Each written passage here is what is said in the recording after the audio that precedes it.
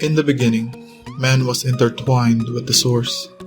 Time did not exist in that period, for man's sense of self was not manifested. A harmony that continued for a very long time in the realm that is timeless. Like measuring the distance of the universe. Maybe the creator was bored. Maybe the path to creating a successful life form was to put us through a trial and error process that we know as life here on Earth.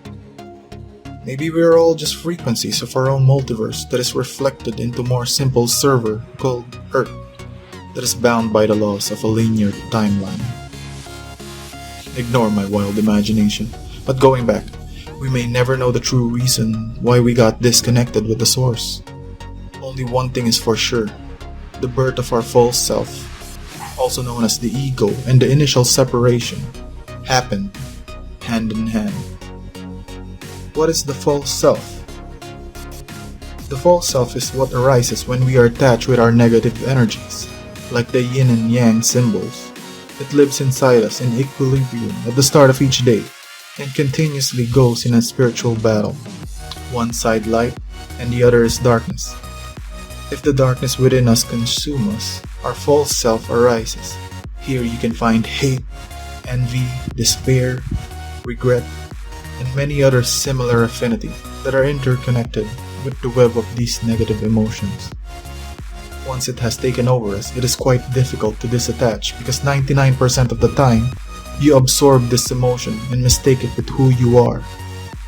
Imagine if a demon had amnesia and wakes up one day not remembering a thing.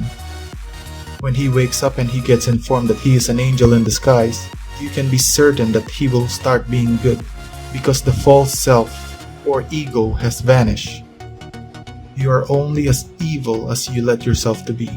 The demon's false sense of self was gone when he forgot the lies that he told himself or who he thought he was. Now don't get attached to the words evil or demon. It is more positive to call it unconsciousness because the fully awakened and enlightened state can see through all the deceptions of this life. I like to play with the idea of an open third eye. Jesus said, "The kingdom of God will not come with observable signs, nor will people say, 'Look, here it is,' or 'There it is.' For you see, the kingdom of God is within you." Luke 17:20-21. We live in a society that heavily emphasizes on the importance of me. This is where the ego or the false self lives. Whenever we put ourselves ahead of everyone else, we lose touch of what is truly important that even money cannot afford. Love, passion, time, wisdom, inner peace, bonds, and joy. Ego is the barrier that we have to face sooner or later in our lives. Until then, we cannot fully experience a full life with our egos driving in the front seat. It is time for a new driver, don't you think? He has been waiting for you for quite some time now. I'm not talking about religion here. I'm pointing to the source energy, the Zen state, the high frequency, the yang, the other side, or in simple terms, the light within us. Have a good day.